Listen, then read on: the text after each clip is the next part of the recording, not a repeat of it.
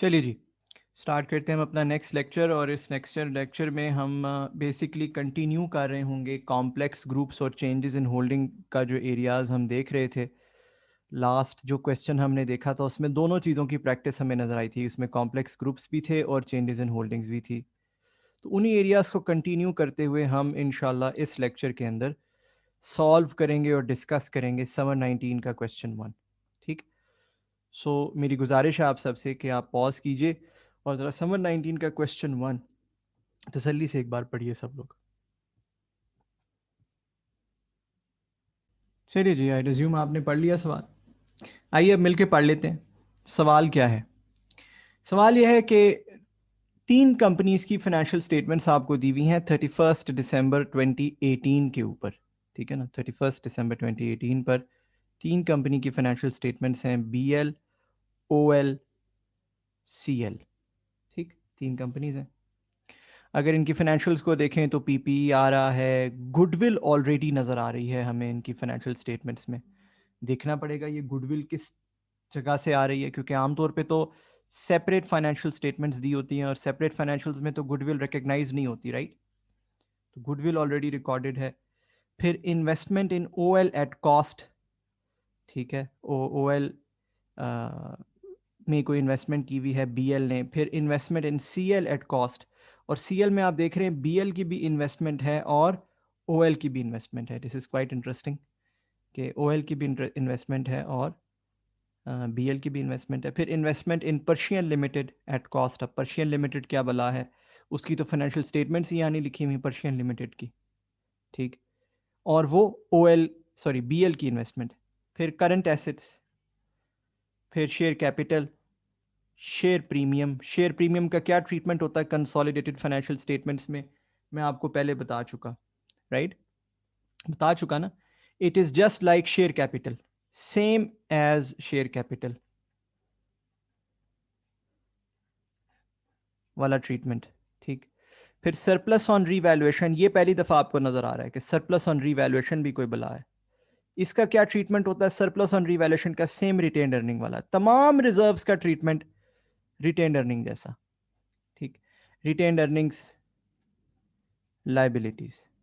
ठीक, okay, fine. आगे बढ़ते हैं। आगे क्या कहते हैं, कहते हैं ऑन 1 जनवरी 2015, और हमारा ईयर एंड है याद रखिएगा 31 दिसंबर 2018। आपने सवाल पढ़ा तो आपको पता चल गया होगा, ठीक है ना। सो कहता है 1 जनवरी 2015 पर क्या हुआ, ये हुआ कि BL ने एक्वायर किए 75% शेयर्स ऑफ O लिमिटेड या OL, which resulted in goodwill of 450 million. ठीक, on acquisition date fair value of net assets of OL were equal to their carrying value except a building whose fair value was higher by 300 million rupees. The building's remaining useful life at that date was 20 years. अब ये जो fair value थोड़ी सी किसी item की higher होती है और remaining useful life होती है, दिस इज ये एक आपके लिए रन ऑफ द मिल चीज हो गई है, राइट। ये बिल्कुल ही बचकाना चीज हो गई आपके लिए, ठीक है। तो 1 जनवरी 2015 की इंफॉर्मेशन आपको दे दी गई कि जी 1 जनवरी 2015 पर क्या हुआ, BL ने OL में इन्वेस्टमेंट की, यही लिखा हुआ है सवाल में, ठीक है ना। और BL ने OL में क्या इन्वेस्टमेंट की, BL ने OL में 75% शेयर्स ले लिए।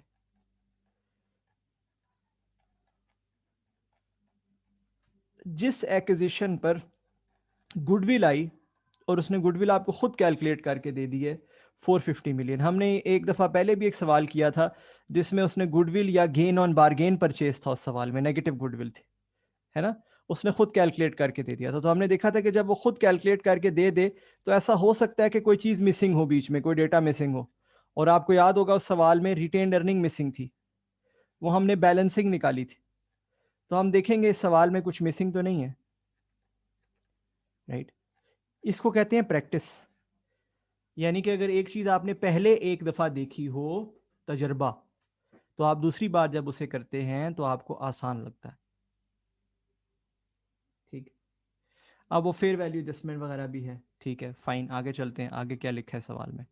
कहता है immediately after the acquisition, acquisition के बाद OL adopted revaluation model for all of property, plant and equipment to make the policy uniform with BL. ठीक है, बेसिकली कहने की क्या कोशिश किया उसने कि जो BL है वो अपना प्रॉपर्टी, प्लांट एंड इक्विपमेंट किस पे कैरी करता है, रीवैल्यूएशन मॉडल पे। ठीक है, अच्छा पहली बात। दूसरी बात, उसने ये भी कहने की कोशिश की है कि ओएल का जो प्रॉपर्टी, प्लांट एंड इक्विपमेंट है वो एक्विजिशन के बाद रीवैल्यूएशन मॉडल पर आया है, उससे पहले नहीं था। यानी कि ओएल का जितना रीवैल्यूएशन गेन या रीवैल्यूएशन सरप्लस है वो सारा एक्विजिशन के बाद का है। क्या ये बात सच है या नहीं? जितना रीवैल्यूएशन सरप्लस है वो पोस्ट एक्विजिशन है। देखिए ये कोई मुश्किल बात नहीं है। ठीक है, मैं किसी भी सवाल को क्लास रिकॉर्ड करने से पहले नहीं देखता, या लाइव लेक्चर हो, फिजिकल लेक्चर हो, तो क्लास पढ़ाने से पहले कोई सवाल दोबारा नहीं देखता। इट्स जस्ट कि आप रीड करते हैं, आपको सवाल समझ आ जाता है, अच्छा जी दैट इज इट। ठीक है, so this is how this is. आगे बढ़ते हैं। कहता है on 1 January 2017 BL acquired 35% shares of CL। So BL ने CL में भी 35% शेयर्स लिए और उस दिन CL की रिटेन अर्निंग्स बता दी है 700 मिलियन रुपए थी। ठीक, तो BL ने CL में शेयर्स लिए, ये BL है, ये CL है। BL ने CL में भी शेयर्स लिए और ये लिए उसने 1 जनवरी 2017 को। और कितने परसेंट शेयर्स लिए? 35% शेयर्स लिए। उस दिन उसकी रिटेन अर्निंग क्या थी? उस दिन उसकी रिटेन अर्निंग उसने बता दी 700 मिलियन रुपए थी। अच्छा जी, आगे क्या कहता है? कहता है ऑन 1 जनवरी 2018, जो कि इस साल का स्टार्ट है, OL acquired 25% shares of CL at fair value, fair value के ऊपर, when retained earnings of OL and CL were 2500 million and 1200 million respectively। ठीक, एक तो मसला ये है कि ये किस वैल्यू पे एक्वायर किए वो नहीं लिखा हुआ, बट चूंकि कॉस्ट ऑफ एक्विजिशन लिखी हुई है बैलेंस शीट के अंदर, तो that's not a big deal for you. ठीक है, ओएल ने भी 24% शेयर लिए हैं सीएल में, यानी कि ओएल ने यहां से यूं इन्वेस्टमेंट की है 24% की, और ये इन्वेस्टमेंट की है 1 जनवरी 2018 को। अब की क्वेश्चन क्या है? की क्वेश्चन ये है कि ओएल बीएल की क्या है? सब्सिडरी है। दूसरा क्वेश्चन सीएल बीएल की क्या है? ये सारी बातें मैंने आपको पढ़ाई हुई हैं। ठीक है ना, सीएल बीएल की क्या है? वो भी सब्सिडरी है, क्योंकि जो सब्सिडरी के थ्रू आपकी इन्वेस्टमेंट है उसको कंप्लीट देखा जाएगा। यानी कि आप क्या करोगे, आपकी अपनी इन्वेस्टमेंट 35% और सब्सिडरी के थ्रू इन्वेस्टमेंट 24% का टोटल करोगे तो वो बनता है 59%। क्या ख्याल है? 50% से ऊपर तो वैसे सब्सिडरी टेरिटरी है ना, तो दिस इज अ सब्सिडरी। इसका मतलब CLB हमारी subsidiary, it's a complex group but it is our subsidiary. क्या ख्याल है? ठीक है,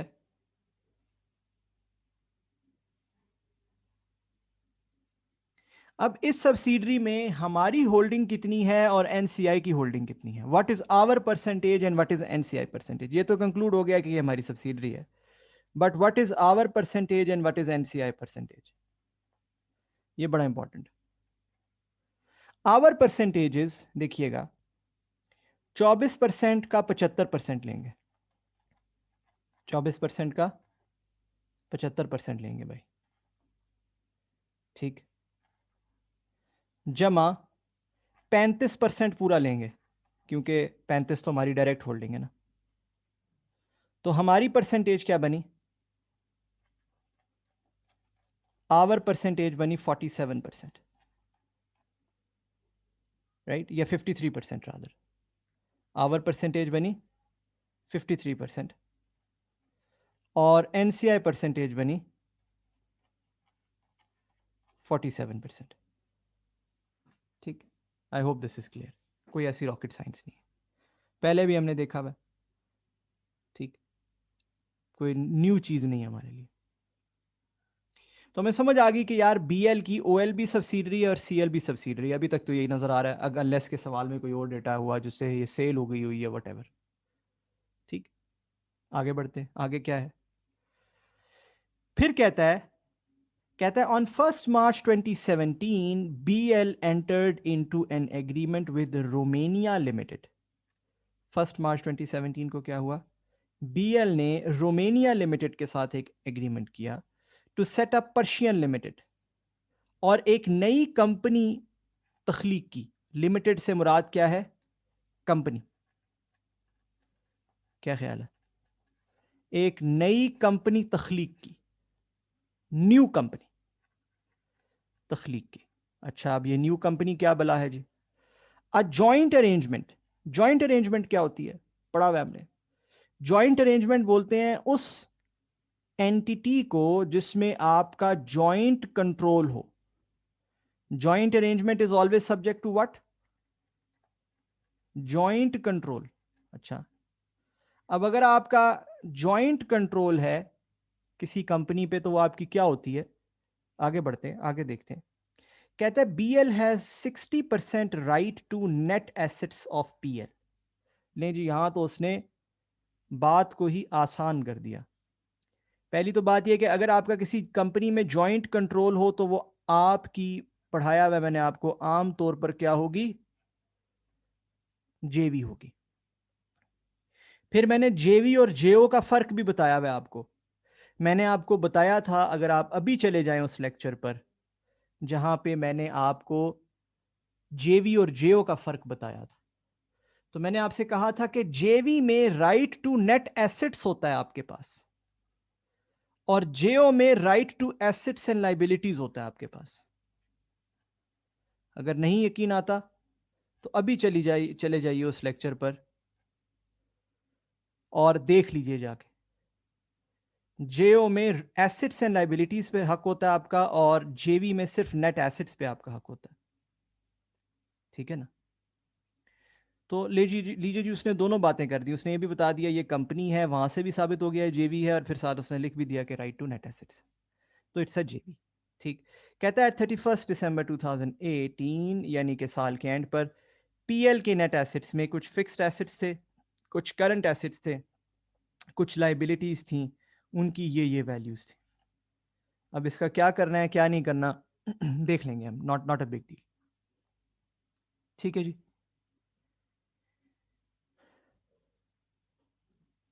फिर कहता है पीएल के करंट एसेट्स एट 31 दिसंबर 2018, ये पर्शियन लिमिटेड की बात हो रही है, उसके एसेट्स में कुछ गुड्स ऐसे हैं जो 50 मिलियन के, जो उसने खरीदे थे किससे, बीएल से, राइट। यानी कि पेरेंट टू जेवी एक सेल है, पेरेंट टू जेवी एक सेल है। अब पेरेंट टू जेवी सेल का क्या ट्रीटमेंट होता है, वो जो associate to parent to associate sales भी तो हमने देखी हुई है ना, सेम वही ट्रीटमेंट होता है। और अनरियलाइज प्रॉफिट जो है वो रिमूव किया जाता है, यूआरपी लिख रहा हूँ, अनरियलाइज प्रॉफिट, वो एडजस्ट किया जाता है, वो रिमूव किया जाता है। मेरा ख्याल है हम इसके गुरु हैं, ये कोई हमारे लिए बड़ी डील नहीं है, इट्स ए सिंपल थिंग। कहता है जो टोटल सेल्स बीएल ने पीएल को की थी 2018 में, वो 420 मिलियन अमाउंट करती हैं, और वो कॉस्ट प्लस 25% पर इनवॉइस हुई थी। टोटल सेल से हमारा कोई लेना देना नहीं है। जो क्लोजिंग स्टॉक में गुड्स पड़े हुए हैं, हम उसके ऊपर, आपको पता है, अनरियलाइज प्रॉफिट लेते हैं। ठीक है ना जी। तो अगेन ये दोबारा एक ऐसी चीज है जो हमारे लिए बचकाना है, मतलब it's not difficult at all for us इंशाल्लाह। आगे बढ़ते हैं। फिर कहता है on 1 January 2018 OL acquired a machine on lease from BL. So 1 जनवरी 2018 को क्या हुआ, ओएल ने बीएल से, यानी कि पेरेंट ने सब्सिडरी को कोई चीज लीज पे दी है। पेरेंट लेसर है, बीएल है ना पेरेंट, और ओएल लेसी है, लेसी इज द सब्सिडरी। ठीक। लीज टर्म कितनी है, 3 years at 400 million per annum payable in arrears. ठीक। और ये हुआ 1 जनवरी 2018, यानी कि इस साल के स्टार्ट पर। ठीक, अब अगर आप मेरे सीक्वेंस में, जिस सीक्वेंस में मेरा कोर्स तरतीब दिया हुआ है, आप उस सीक्वेंस में अगर पढ़ रहे हो सारे टॉपिक्स, तो IFRS 16 आप कर चुके हो। और लीज क्या होती है, लेसर कौन होता है, लेसी कौन होता है, लेसर और लेसी कैसे अकाउंटिंग करते हैं, सब आपको मालूम है। क्या ख्याल? इन दोनों ने अपनी अपनी सेपरेट फाइनेंशियल स्टेटमेंट्स में क्या ट्रीटमेंट्स किए होंगे, यह आपको मालूम है। ऐसे ही है। क्या कोई फाइनेंस लीज रिकॉर्ड की होगी या operating lease by the lessor, वो भी आपको मालूम है। और लेसी तो कोई फाइनेंस ऑपरेटिंग का चक्कर ही नहीं होता, वो जो रिकॉर्ड करता है ROU, एसेट, लीज, लायबिलिटी वगैरह, वो भी आपको मालूम है। हाँ या ना? मजे की बात यह है कि सेपरेट फाइनेंशियल्स में जो कुछ होना है वो सब आपको मालूम है, right? So that makes our life easy. करना सिर्फ यह है कि कंसोलिडेटेड फाइनेंशियल में उस सब को रिवर्स कर देना। कंसोलिडेटेड फाइनेंशियल में उस सारे के सारे को क्या कर देना है? रिवर्स। 100% रिवर्स। और इसकी अकाउंटिंग ऐसे करनी है as if it's a simple PP. ये कोई लीज पे दिया हुआ एसेट नहीं है, सिंपल पीपी है इस ग्रुप की ओनरशिप में। क्योंकि अगर मैं खुद ही अपने आप को कोई चीज लीज पर दे देता हूं तो वो असल में लीज नहीं होती। मैं कहूं जी ये लैपटॉप मैंने खुद अपने आप को लीज पर दिया हुआ है, तो इट्स नॉट अ लीज। तो कंसोलिडेटेड फाइनेंशियल्स में सेपरेट फाइनेंशियल की तमाम जर्नल्स को कर देना है रिवर्स, और इस एसेट को ऐसे ट्रीट करना है as if it's a simple PP with the group. ठीक है जी। अब यहां पर आपकी IFRS 16 की नॉलेज कार फरमा है कि ये सेपरेट फाइनेंशियल में क्या जर्नल हुए होंगे जिनको हमने रिवर्स करना है। IFRS 16 बताएगा ना आपको, देख लेंगे इंशाल्लाह, कोई ऐसी रॉकेट साइंस नहीं। कहता है the carrying value and remaining life of the machine in BL's books on that date was 3500 million and 10 years respectively. The lease has been appropriately accounted for in the above statements of financial position. Discount rate is 10%. अब सोचने वाली बात यह है कि क्या laser ने इसको ऑपरेटिंग लीज अकाउंट फॉर किया होगा या फाइनेंस लीज। सवाल ये, लेसर जो कि पेरेंट है, जिसके पास रिमेनिंग लाइफ जो है एसेट की वो 10 इयर्स, और वो लीज पर देता है उसे 3 इयर्स के लिए, तो क्या वो ऑपरेटिंग होगी या फाइनेंस होगी? मेरा ख्याल आप सबको जहन में क्लियर होना चाहिए, ऑपरेटिंग लीज होगी। तो लेसर ने ऑपरेटिंग लीज की अकाउंटिंग की होगी, हम उसको क्या करेंगे? रिवर्स। इसी तरह लेसी ने अपने पास एक अकाउंटिंग की होगी, पूरा साल, फर्स्ट ईयर गुजरा है ना, अभी तो 1 ईयर गुजरा है, फर्स्ट ईयर की अकाउंटिंग की होगी, हम क्या करेंगे? उसे reverse. As simple as that. बस इतनी सी बात है जी। फिर क्या कहता है? कहता है BL follows a policy of valuing NCI at its proportionate share, यानी कि पार्शियल गुडविल मेथड है प्रोपोर्शनेट शेयर मेथड। और ये सवाल आपके पेपर का 1/4 है। आप मुझे बताएं कोई इसमें डिफिकल्ट चीज है? आपने consolidated financial statement of financial position बनाकर देनी है एज एट 31 दिसंबर 2018।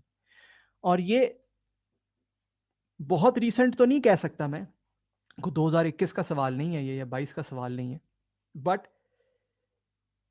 रिलेटिवली रीसेंट सवाल है। ठीक है, अगर मैं आपकी अटेम्प्ट के हिसाब से देखूं तो रिलेटिवली रीसेंट सवाल है, बहुत पुराना सवाल नहीं है। क्या ख्याल है? तो सवाल थोड़े से कॉम्प्लेक्स भी आते हैं, सवाल आसान भी आते हैं।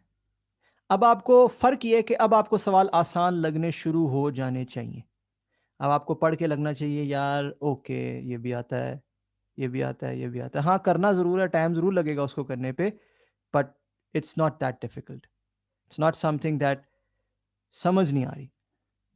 ठीक है, तो आइए शुरू करते हैं जी सवाल का जवाब देना। आपको पता है हमारे 3 स्टेप होते हैं स्टेटमेंट ऑफ फाइनेंशियल पोजीशन का सवाल करने में। रीड करो सवाल, फिर उसकी बैलेंस शीटें उतारो, और फिर उसके डबल एंट्रीज करो। तो आइए उसकी स्टेटमेंट्स ऑफ फाइनेंशियल पोजीशन उतार लेते हैं अपने पास। मैं पेज नंबर लिखता जाता हूँ एज यूजुअल, जो मेरा स्टाइल है सॉल्व करने का।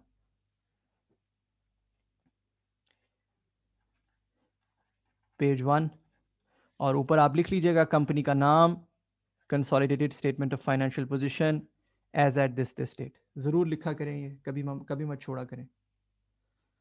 सो एसेट्स में नॉन करंट एसेट्स, और नॉन करंट एसेट्स में, बल्कि एसेट्स ही लिख देते हैं सीधा, बिकॉज नॉन करंट करंट की डिस्टिंक्शन तो उसने की भी नहीं है, तो हम भी उसी की तरह कर देते हैं।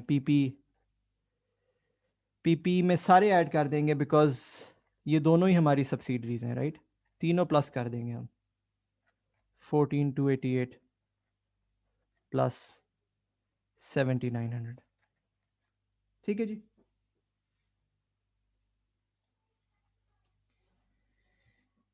फिर उसकी फाइनेंशियल स्टेटमेंट्स में एक गुडविल आ रही है, जो कि हमें नहीं पता कहां से आ रही है। Honestly speaking, we don't know कि ये गुडविल कहां से निकली और कैसे यहां तक पहुंची। What is the underlying premise, और हम एक्सपेक्ट कर रहे थे कि यार सवाल में हो सकता है वो हमें बता दे कि ये गुडविल कहां से यहां तक पहुंची, वो भी समझ नहीं आ रही। अच्छा, फिर क्या इस गुडविल को उड़ा दें बिकॉज इसकी कोई तुक नहीं बनती सेपरेट फाइनेंशियल स्टेटमेंट्स में? नहीं जी, उसकी भी कोई रीजन या कोई हमारे पास लॉजिक नहीं है सवाल में।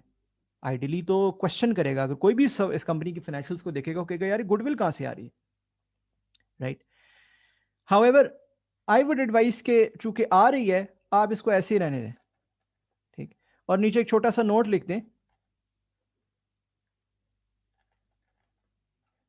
कि it is abnormal for goodwill to appear in separate financial statements. However, since there was no information provided, no treatment has been applied to the goodwill of 170 million. बस that's it। अब आप क्या कर सकते हैं, उसका तो कुछ पता नहीं है कहां से आ रही है। सो नेवरदलेस हम लिख देते हैं 170, ठीक। उसके बाद इन्वेस्टमेंट्स हैं हमारे पास,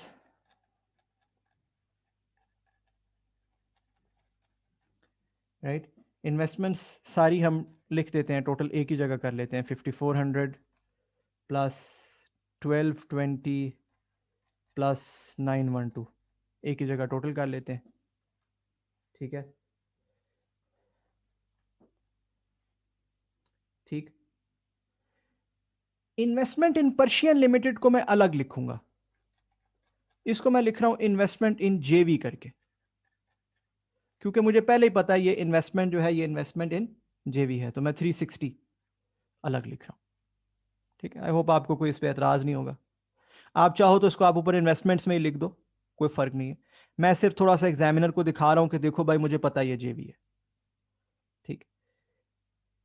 एक लाइन छोड़ देता हूं जस्ट इन केस कोई और आइटम पॉपअप कर गया अगर, तो करंट एसेट्स, करंट एसेट्स में 17,480, 4,800 और 2,800। ले जी, एसेट साइड बन गई। फिर इक्विटी एंड लाइबिलिटी साइड अगले सफे पे देख लेते हैं, page number 2। Equity, share capital आप सबको पता है सिर्फ पेरेंट का लिखा जाता है। सो शेयर कैपिटल सिर्फ पेरेंट का मैं लिख रहा हूं 15,000। और आप सबको पता है कि सब्सिडरी का शेयर कैपिटल कहां लिखते हैं, मेरा ख्याल you are well conversant with that. Subsidiary का शेयर कैपिटल लिखते हैं गुडविल की वर्किंग में कैपिटल एट एक्विजिशन के नाम से, ऐसे ही है ना जी। तो यहां मैं बना रहा हूं वर्किंग 1 गुडविल, और मैं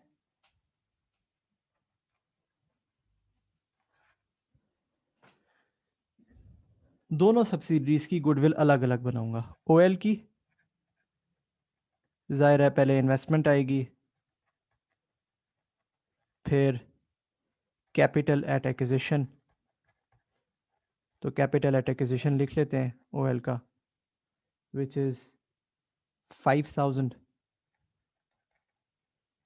इसी तरह थोड़ा सा नीचे करके CL का, CL में इन्वेस्टमेंट, ठीक, और फिर capital at acquisition which is 1200। सो मैंने कैपिटल बजाय सब्सिडरीज का मैं बैलेंस शीट में क्रेडिट करता, मैंने दोनों की रिस्पेक्टिव गुडविल्स में क्रेडिट कर दिया, और ये हमारा सदा का यही ट्रेडिशन है, हम यूं ही करते हैं। फिर शेयर प्रीमियम, और आपको पता है शेयर प्रीमियम का वही ट्रीटमेंट होता है बिल्कुल शेयर कैपिटल वाला, सिखा चुका हूं मैं आपको, कोई नई चीज नहीं है आपके लिए। सो शेयर प्रीमियम, और शेयर प्रीमियम 8000 पेरेंट का आएगा सिर्फ यहाँ पे, और सब्सिडरीज का जो शेयर प्रीमियम है, शेयर प्रीमियम वो गुडविल की वर्किंग में चला जाएगा। शेयर प्रीमियम एट एक्विजिशन 2000 यहाँ क्रेडिट हो गया, और दूसरी सब्सिडरी का शेयर प्रीमियम एट एक्विजिशन 1100 यहाँ क्रेडिट हो गया। ठीक,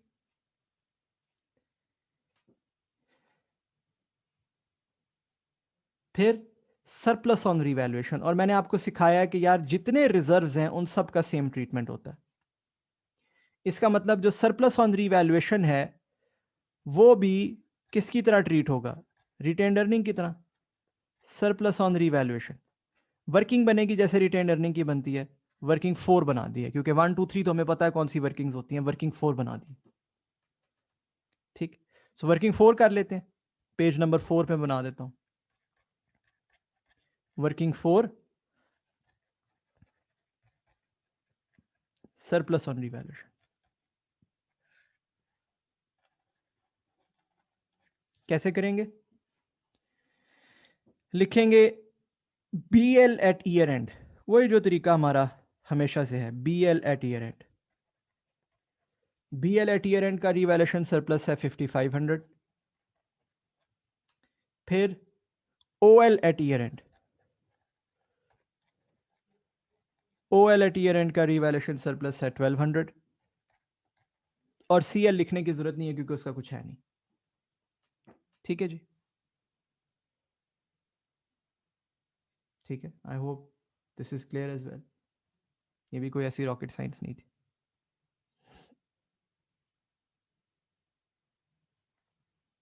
उसके बाद रिटेन्ड अर्निंग्स, रिटेन्ड अर्निंग्स हम सबको पता है वर्किंग बनती है,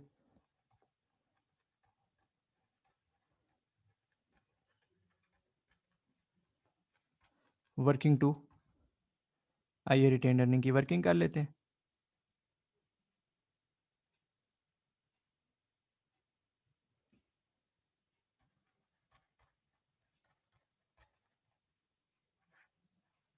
पेज नंबर 5 पर, तो सबसे पहले BL की retained earnings, BL at year end 9500, फिर OL एट ईयर एंड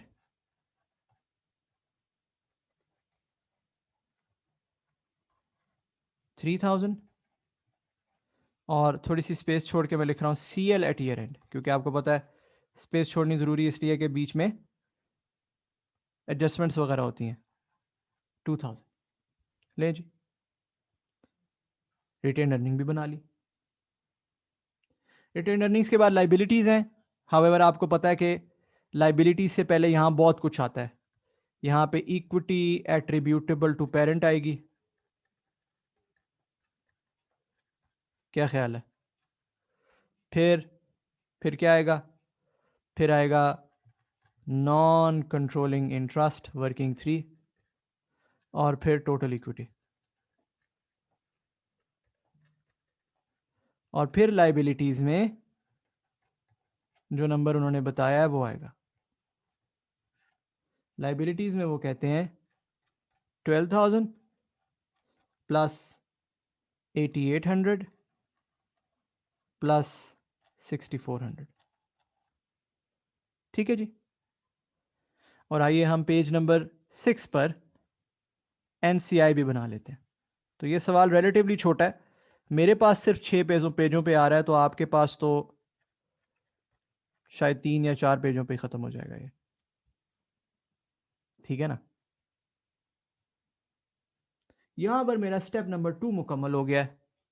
मैंने तमाम इंफॉर्मेशन या वर्किंग्स में या बैलेंस शीट पर ऐड कर ली है।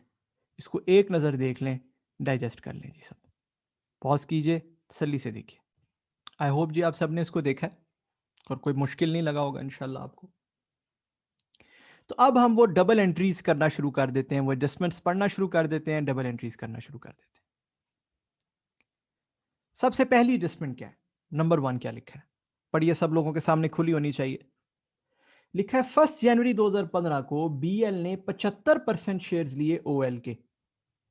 अब वो कितनी इन्वेस्टमेंट और कितनी कॉस्ट पर लिए नहीं लिखा, बट ओएल की बैलेंस शीट में आ रही है कॉस्ट। अगर आप गौर करें ना, तो बैलेंस शीट में ओएल की इन्वेस्टमेंट की कॉस्ट आ रही है। देखिएगा मैं क्या करने लगा हूं, मैं 5400 यहां से माइनस करने लगा हूं और इन्वेस्टमेंट क्रेडिट एंड ये गुडविल डेबिट। सो गुडविल डेबिट, इन्वेस्टमेंट क्रेडिट। इसके साथ जो मैं मेरा तरीका है, मैं साथ 1 लिख देता हूं सो दैट आपको याद रहे, ठीक। कहते हैं इसके नतीजे में 450 की गुडविल आई। उसने खुद ही आपको बता दिया 450 की गुडविल आई। अच्छा, अब हमारे पहले कान खड़े हो जाने चाहिए कि यार जरूर कोई ना कोई चीज मिसिंग होगी, क्योंकि ये हमने एक्सपीरियंस से सीखा हुआ है। 450 की गुडविल आई, जरूर कोई ना कोई चीज मिसिंग होगी, जो उसने हमें पहले बता दिया। बहरहाल इसकी कोई, इसका तो कोई जर्नल नहीं है ना, ये तो उसने हमें सब टोटल बता दिया, ठीक। आगे बढ़ते हैं। आगे क्या कहते हैं? कहता है फेयर वैल्यू एडजस्टमेंट आई एक बिल्डिंग में जिसकी फेयर वैल्यू 300 मिलियन रुपए से ज्यादा थी। सो फेयर वैल्यू डिफरेंस आया पीपी में, क्या ख्याल है? और कितने का आया? 300 मिलियन रुपए का। Credit goodwill, debit PP. मेरा ख्याल है इसके तो अब हम गुरु हो गए, राइट। इतनी दफा ये फेयर वैल्यू एडजस्टमेंट्स वगैरह कर चुके हैं। Credit goodwill, debit PP. यकीन कीजिए, मैं अपने टाइम पर जब इसकी प्रैक्टिस खुद किया करता था, और ये मेरा अपना इन्वेंटेड, सेल्फ इन्वेंटेड मेथड है ये जो डबल एंट्री का मैकेनिज्म है। हमारे ज़माने में ACCA की किताबें चलती थी ज़्यादा, और ACCA के तरीके, नेट एसिड समरी और उस किस्म के चीज़ें फॉलो होती थी, जो मुझे बिल्कुल पसंद नहीं थी, बिकॉज कॉम्प्लिकेटेड सवाल उस पर नहीं हो पाते थे आसानी से। मुझे रात को सोए हुए ख्वाब में भी ये डेबिट क्रेडिट, पेजेस पलटना, डेबिट करना क्रेडिट करना, डेबिट करना क्रेडिट करना, ये आता था। इस हद तक आपको इसकी प्रैक्टिस करनी होती है,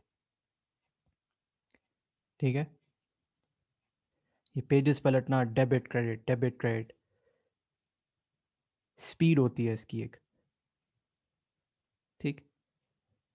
फिर 300 मिलियन के साथ कहता है इसकी रिमेनिंग लाइफ 20 ईयर्स। अब इसकी भी हमें डेबिट क्रेडिट आता है जी। 20 ईयर लाइफ है, इसका मतलब सालाना डेप्रीसिएशन 15 से अंडर चार्ज हुई हुई है। किसने अंडर चार्ज की हुई है डेप्रीसिएशन? ओएल ने, ऑब्वियसली बीइंग दी सब्सिडरी। किसने अंडर चार्ज की हुई है डेप्रीसिएशन? ओएल ने, ऑब्वियसली। सो डेप्रीसिएशन की एडजस्टमेंट करनी है, और कितने की डेप्रीसिएशन की एडजस्टमेंट करनी है हमने?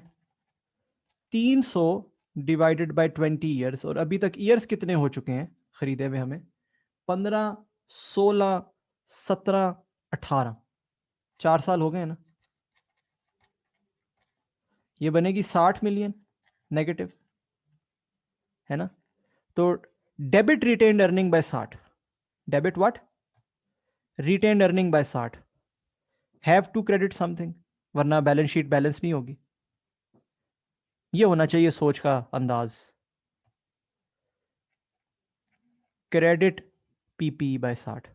लो जी, अब हमें पता चल गया इंशाल्लाह कि अल्लाह के फजल से बैलेंस शीट बैलेंस जरूर होगी। Debit credit. सो पहला जर्नल हमारा हो गया। फिर कहते हैं immediately after acquisition OL adopted revaluation model for all items of PP. इसका मतलब है ओएल का एक्विजिशन के वक्त कोई रीवैल्यूएशन सरप्लस नहीं था, सरप्लस ऑन रीवैल्यूएशन नहीं था, करेक्ट? इसका मतलब है ये जो ओएल का रीवैल्यूएशन सरप्लस का ओएल एट एक्विजिशन भी लिखना होगा ना हमें। रीवैल्यूएशन सरप्लस हमें बिल्कुल वैसे ही बनाना होता है ना जैसे रिटेन अर्निंग बनानी होती है, रिजर्व सारे एक ही तरीके से बनती है working. OL at year end OL at acquisition आपको पता है ना लिखना होता है रिटेन अर्निंग के अंदर भी ऐसे नेगेटिव करके, कुछ भी नहीं था, इसका यही मतलब है। यानी कि ना ही गुडविल की वर्किंग में कोई सरप्लस ऑन रिवैल्यूएशन आएगा एट एक्विजिशन इसके अंदर, ना ही रिवैल्यूएशन सरप्लस की वर्किंग में कोई ओएल एट एक्विजिशन यहां से माइनस किया जाएगा to create post acquisition number. क्या ख्याल है? दूसरे बुलेट का नतीजा हमें पता चल गया। आगे बढ़ते हैं।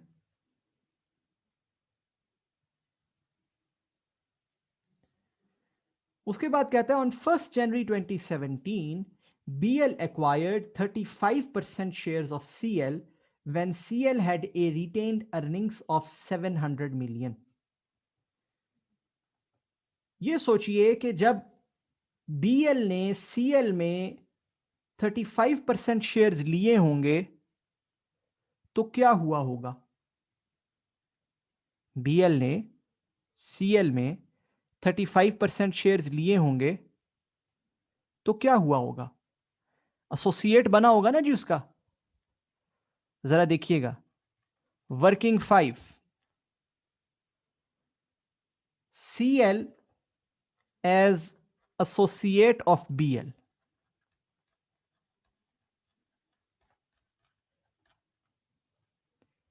and इफेक्टिवली बाद में ये एसोसिएट से सब्सिडरी बन रहा है, हो रहा है ऐसा या नहीं? ऐसा है या नहीं? अब जरा गौर से एक चीज देखिएगा, अगर कोई इन्वेस्टमेंट एसोसिएट से या IFRS 9 से सब्सिडरी बन जाए, यानी कि पहले आपका 35% होल्डिंग थी, एसोसिएट था, बाद में आपकी कोई 53% होल्डिंग है, वट होल्डिंग है, सब्सिडरी बन गई है, क्या ये एक चेंज इन होल्डिंग का सिनेरियो नहीं है? अगर आप पॉज करो यहां और जाके चेंज इन होल्डिंग का वो लेक्चर खोल लो जिसमें मैंने आपको 6 सिनेरियो बताए थे, तो उन 6 सिनेरियोज में से 4 सिनेरियो मैंने आपको करवा दिए थे। क्या अर्ज कर रहा हूं?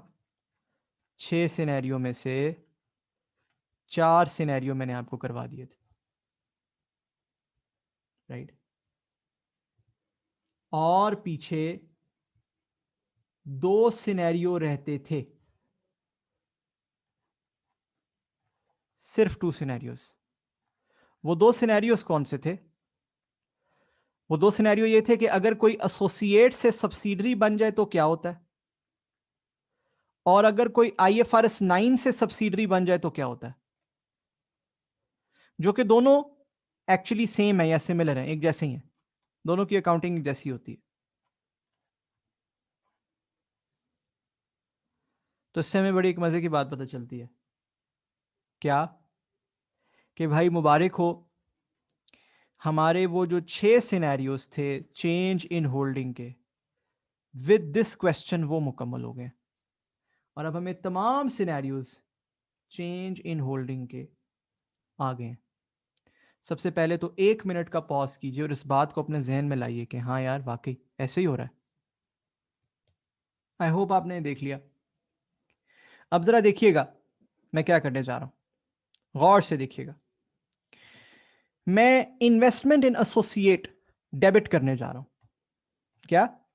Investment in associate. अब आप कहेंगे इन्वेस्टमेंट इन एसोसिएट तो मुझे कोई नजर नहीं आ रही, नहीं नजर आ रही तो मैं क्रिएट करने लगा हूं जी यहां पे एक इन्वेस्टमेंट इन एसोसिएट। डेबिट करना कोई मुश्किल चीज तो नहीं है ना? अच्छा, मैं कैसे रिकॉर्ड करने जा रहा हूं इन्वेस्टमेंट इन एसोसिएट, जरा ये भी देखिएगा। इन्वेस्टमेंट इन एसोसिएट कैसे रिकॉर्ड होने लगी है जी? जो मेरे पास इन्वेस्टमेंट्स आ रही हैं बैलेंस शीट में, स्टेटमेंट ऑफ फाइनेंशियल पोजीशन में, वहां से मैं जो बीएल की सीएल में इन्वेस्टमेंट है वो निकालूंगा 1220, थर्ड बुलेट के नतीजे में क्रेडिट करूंगा और डेबिट कर दूंगा इन्वेस्टमेंट इन एसोसिएट 1220। सो मैंने स्टेटमेंट ऑफ फाइनेंशियल पोजीशन को क्रेडिट किया, इन्वेस्टमेंट्स को, और यहां पे इन्वेस्टमेंट इन एसोसिएट डेबिट कर दी, क्रिएट कर दी मैंने, एक एसेट क्रिएट कर दिया। अच्छा, इस एसेट पर मैंने 1 साल तक शेयर ऑफ प्रॉफिट रिकॉर्ड करना है और इसका बैलेंस मैंने पहुंचाना है शेयर ऑफ प्रॉफिट फॉर 2017, और इसका बैलेंस मैंने पहुंचाना है 1 जनवरी 2018 तक।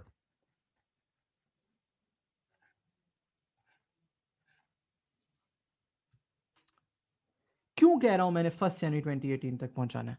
ये जो इन्वेस्टमेंट इन एसोसिएट आई है, ये लिखा हुआ सवाल में 1 जनवरी 17 तक आई है, तो 1 साल का शेयर ऑफ प्रॉफिट वगैरह की एंट्रीज करूंगा, जो भी एंट्रीज होती हैं 1 साल की, प्रॉफिट हो गया, डिविडेंड हो गया, ओसीआई हो गया, वट करूंगा, तो बैलेंस पहुंच जाएगा 1 जनवरी 2018 तक। क्यों पहुंचाना है 1 जनवरी 2018 तक? क्योंकि 1 जनवरी 2018 को ये एसोसिएट नहीं रहा, ये एसोसिएट से क्या बन गई है? सब्सिडरी।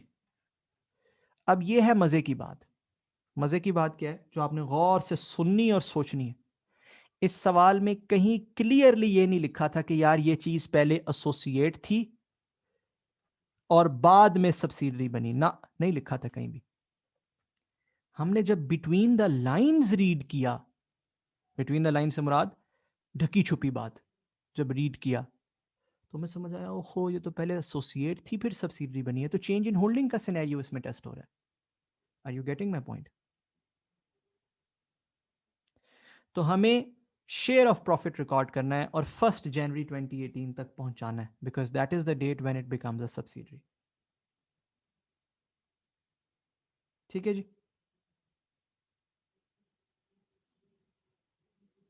अब अगला जर्नल पढ़ते हैं। शेयर ऑफ प्रॉफिट की तो अभी तक हमें कोई इंफॉर्मेशन नहीं मिली ना, मिलेगी तो पहुंचा देंगे, कर लेंगे उसकी भी डबल एंट्री। अगला जर्नल पढ़ते हैं, आगे क्या लिखा है? फोर्थ जर्नल, फोर्थ एंट्री में लिखा है, फोर्थ इंफॉर्मेशन पॉइंट में लिखा है कि 1 जनवरी 2018 को ओएल ने एक्वायर किए 24% shares of CL at fair value,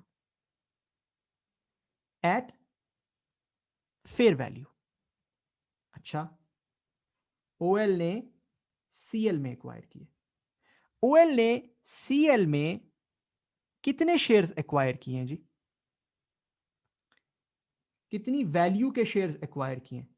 ये ओएल की स्टेटमेंट ऑफ फाइनेंशियल पोजीशन में लिखा हुआ है, गौर कीजिए। 912, ऐसा है या नहीं?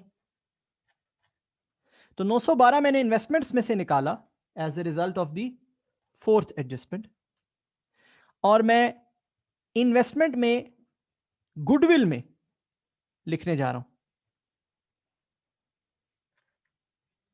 देखिएगा जी प्लीज, 912 का पूरा 912 नहीं, पूरा 912 नहीं, 912 का 75%, क्योंकि ओएल में मेरा कितना शेयर है? 75%। तो आप कहेंगे यार ये तो मसला है, ये तो बैलेंस शीट आउट हो जाएगी, क्योंकि आपने इन्वेस्टमेंट क्रेडिट की 912 से और गुडविल डेबिट कर रहे हो 912 के 75% से, तो ये तो भाई काम खराब है, दिस इज नॉट राइट। आप फौरन बोलोगे no worries, no issues at all. Why no issues? Because बाकी 25% कहां डेबिट होता है सबको पता होना चाहिए, सब अपने अपने घरों में ऊंचा ऊंचा बोल रहे हो। बाकी 25% कहां डेबिट होता है? एनसीआई में, सीखा हुआ है हमने, 3-4 लाइनें छोड़ के लिखता हूं। NCI share of investment in CL 912 का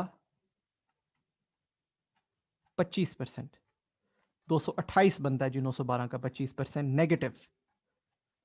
ले जी, मेरा जर्नल बैलेंस हो गया। जब बैलेंस कैसे हुआ?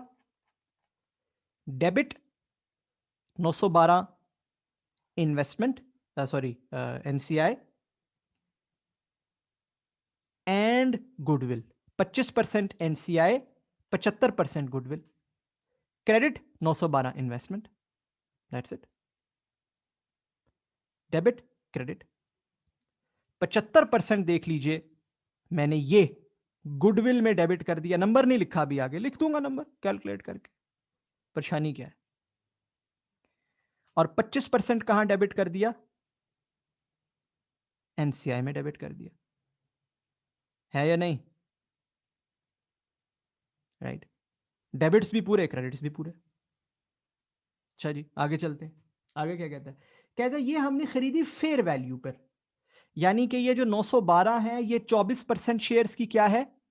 Fair value. ये जरा इस ये वाला पॉइंट ना इधर ये वर्किंग नंबर 5 में लिख लीजिए। 912 क्या है? 24% शेयर्स की फेयर वैल्यू। अच्छा, आगे आगे चलते हैं। कहता है when retained earnings of OL and CL were 2500 and 1200 respectively. अब ये बड़ी इंपॉर्टेंट बात है, यहां पे OL की रिटेन्ड अर्निंग तो मेरे लिए रेलेवेंट नहीं है एक्चुअली। तो एग्जामिनर भी सियाना है ना, वो ऐसे उलझा रहा है बच्चों को समझ ही ना आए बच्चों के उनके साथ हो क्या रहा है। रेलेवेंट तो है CL की रिटेन्ड अर्निंग 1200। अब जरा गौर से देखिए, CL को जब हमने अपना एसोसिएट बनाया, कब? 1 जनवरी 17 को, तो उसकी रिटेन्ड अर्निंग क्या थी? उसकी रिटेन्ड अर्निंग थी 700। अब जब वो सब्सिडरी बनी तो उसकी रिटेन्ड अर्निंग है 1200, तो उसका शेयर ऑफ प्रॉफिट कितने प्रॉफिट पे आएगा? 500 पे आएगा ना भाई, क्या ख्याल है? जब हमने उसको एसोसिएट बनाया तो 700 उसकी रिटेन अर्निंग थी, जब वो सब्सिडरी बना तो वो 1200 था। तो जिस अरसा वो एसोसिएट रहा उसकी प्रॉफिट का क्या शेयर बना? 500 के ऊपर शेयर बनेगा ना, 500 का 35%, जो कि बनता है 175। तो बना लेते हैं 175। 175 डेबिट इन्वेस्टमेंट, सोपा की एंट्री जी, शेयर ऑफ प्रॉफिट की एंट्री आती है हमें। It is really easy. Debit investment, credit what? Credit retain earning. P&L credit होता है ना, तो रिटेन अर्निंग क्रेडिट करेंगे। और किसकी रिटेन अर्निंग क्रेडिट करेंगे, जरा ये भी गौर कीजिएगा। इन जो भी इन्वेस्टर है, इन्वेस्टर कौन है? इन्वेस्टर कौन है? BL इन्वेस्टर है। BL ने लिए हुए थे ना शेयर्स, तो BL की रिटेन अर्निंग क्रेडिट होगी। ये देखिए जी सब,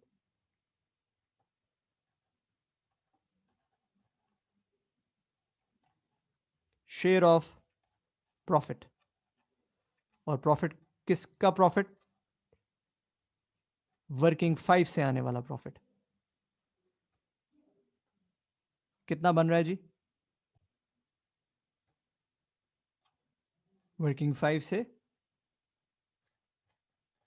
175।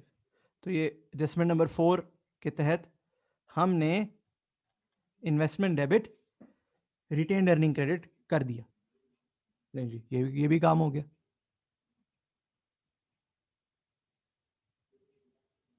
अच्छा, एडजस्टमेंट नंबर 5 पढ़ने से पहले जरा ये मसला हल कर लेते हैं कि यार अब तो ये एसोसिएट रहा ही नहीं, अब तो ये सब्सिडरी बन गई। तो ये जो 1395 बन रहा है, क्या मैं इसको बैलेंस शीट में as an investment in associate लिख दूं? स्टैंडर्ड कहता है नहीं, बिल्कुल भी नहीं, बिल्कुल भी नहीं। इसको एज इन्वेस्टमेंट इन एसोसिएट ना लिखे। तो फिर मैं इसका क्या करूं? ये 1395 ये मेरा एसेट है भाई, ऐसे ही है ना? हमने ये एसेट क्रिएट किया था इस वर्किंग 5 में, दिस इज माय एसेट। मैं अगर इसको एसेट साइड पर नहीं लिखूंगा ना तो मेरी बैलेंस शीट आउट हो जाएगी। ऐसा है या नहीं? 1395 से स्टैंडर्ड कहता है आप इसका ये जर्नल करोगे, देख लीजिए जी जर्नल, बहुत इंपॉर्टेंट जर्नल। कहता है आप इन्वेस्टमेंट करोगे क्रेडिट, जो भी उसकी कैरिंग अमाउंट है उससे 1395 से। आप गुडविल करोगे डेबिट फेयर वैल्यू से, जो भी इन्वेस्टमेंट की उस दिन फेयर वैल्यू है, fair value of investment at that date. At that date से मुराद है 1 जनवरी 2018। और जो भी बैलेंसिंग होगा वो आप पीएनएल में डाल दोगे, चाहे वो डेबिट है चाहे वो क्रेडिट। अब प्रॉब्लम ये है कि इन्वेस्टमेंट करनी है क्रेडिट कितने से, वो तो पता है हमें 1395 से, that is clear, that is not a big deal. Issue is what is the fair value of investment at that date? We don't know. It's not given clearly. Has that been given? It's again given between the lines. ढके छुपे अल्फाज में दी हुई है, और मैंने इसीलिए थोड़ी सी चालाकी करके आपको यहीं पे लिखवाई थी, इसी वर्किंग 5 के साथ कहा था लिख लो कि 24% शेयर्स की फेयर वैल्यू 912 है। मैंने लिखवाया ना आप लोगों को ये बात। अगर 24% शेयर की फेयर वैल्यू 912 है तो 35% शेयर की फेयर वैल्यू क्या होगी? इन्वेस्टमेंट क्या है? 35% शेयर है ना? क्या वो 912 डिवाइडेड बाय 24 इंटू 35 नहीं होगी? क्या ख्याल है? क्या वो 1330 नहीं होगी? क्या ख्याल है? आप देख रहे हैं एग्जामिनर की चालाकियां,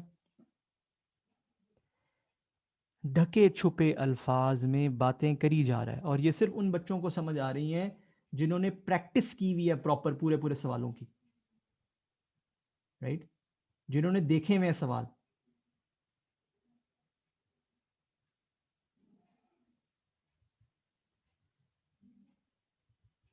ठीक है जी। सो 1330 से हम गुडविल को कर लेते हैं डेबिट, तो क्रेडिट क्या होगा? साथ डेबिट मजीद क्या होगा? बैलेंसिंग कहां जाता होता है हमेशा, चाहे डेबिट हो चाहे क्रेडिट हो, बैलेंसिंग कहां जाता है?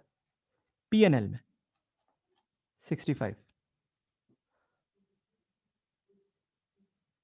ये है जी जर्नल जिसके थ्रू इन्वेस्टमेंट खत्म हो जाएगी, which is absolutely right, because investment ये उठा के मैं अगर बैलेंस शीट में लिख देता तो मैं बिल्कुल गलत कर रहा था। ये तो एसोसिएट तो मेरा है ही नहीं है, ये तो मेरी सब्सिडरी बन गया अब, तो उस इन्वेस्टमेंट किस चीज की? तो आपने देखा है वर्किंग 5 के अंदर ही हमने एक अमल किया है, एक खास चीज की है। क्या? हमने एक एसेट क्रिएट किया है और साथ ही वो एसेट डिस्ट्रॉय भी कर दिया। क्या अर्ज किया मैंने? एसेट क्रिएट किया और साथ ही वो एसेट डिस्ट्रॉय भी कर दिया, वर्किंग 5 के अंदर ही।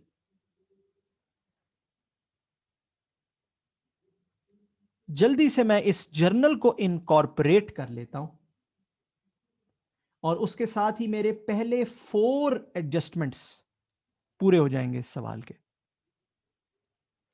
आपसे गुजारिश यह है कि जैसे ही मैं 4 एडजस्टमेंट्स पूरे करूं, आपने तसल्ली से जरा पॉज करके इसको समझना है।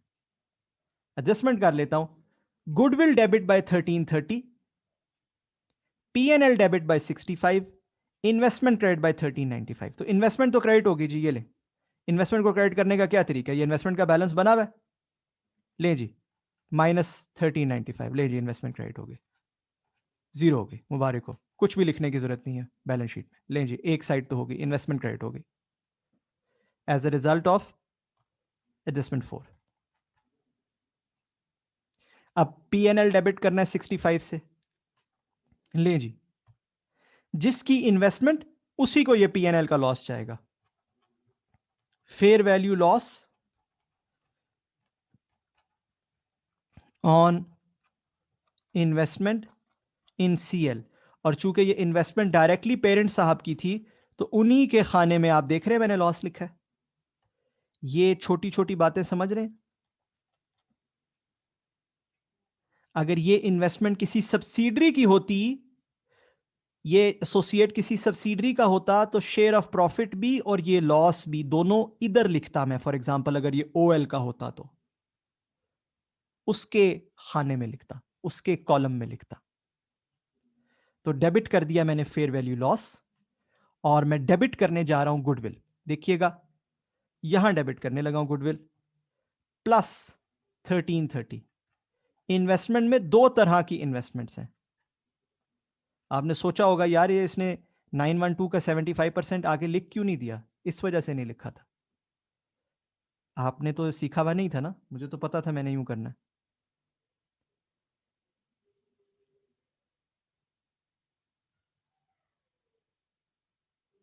$1330 यहां इन्वेस्टमेंट में ऐड होगा। क्यों? इसलिए कि कुछ मैंने इन्वेस्टमेंट की है अपना एसोसिएट खोकर, अपने एसोसिएट को खोकर इसे पाया है ना, फिल्मी सा जुमला हो गया।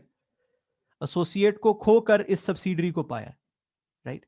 तो वो इन्वेस्टमेंट मैंने की है 1330 की, और ये 912 75% ये इनडायरेक्ट इन्वेस्टमेंट है जो मेरी सब्सिडरी ने की हुई थी। तो मेरी कुल इन्वेस्टमेंट डायरेक्ट जमा इनडायरेक्ट मिलाकर 2014 बनती है। डायरेक्ट जमा इनडायरेक्ट इन्वेस्टमेंट मिलाकर 2014 बनती है। गुजारिश मेरी आपसे यह है कि यहां पर आप तसल्ली से पॉज कीजिए और दो बातों को गौर से देखिए, एटलीस्ट 10 मिनट इस पे सोचिए। क्या ये इन्वेस्टमेंट का नंबर 1330 से डेबिट हुआ, डायरेक्ट जमा इनडायरेक्ट दोनों मिलाकर 2014 बना, 912 का 75% और ये 1330। ये 1330 फोर्थ एडजस्टमेंट का रिजल्ट है। डेबिट 1330 गुडविल, फिर डेबिट 65 रिटेन अर्निंग्स पेरेंट के खाने में, फिर क्रेडिट 1395 इन्वेस्टमेंट, यानी कि ये वाला जर्नल हमने इनकॉर्पोरेट किया। तसल्ली से इसको देखिए जी।